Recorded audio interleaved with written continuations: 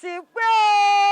ìrámìlílé lóko tẹrú tọmọ tó bá ti joyè gbogbo Ìgbòlá kíkàbọ̀ sínú Èfé Ìgbésá Cultural Heritage Idomo Edition 2024 yìí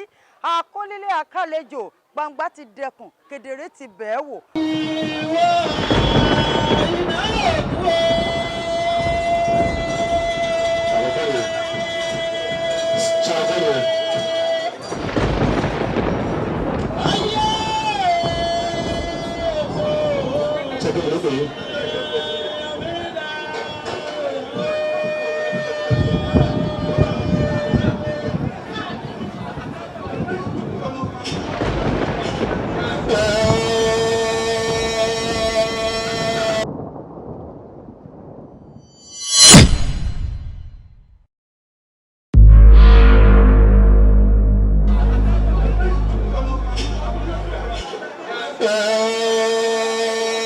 Akólílé akálejò gbangba ti dẹkùn kedere ti bẹ̀ẹ́ wò amẹ̀dúpẹ́ lẹ́tọ́ ṣùmẹ̀rì láti wà lérò à ń pòpọ̀ àdúpẹ́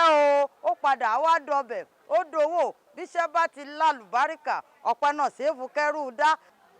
Nínú ìtàn a gbọ́ pé ọ̀nà ti náà ti ṣẹ̀fẹ̀ lìgbẹ́sà àmọ́ ọdún yìí 2024 yìí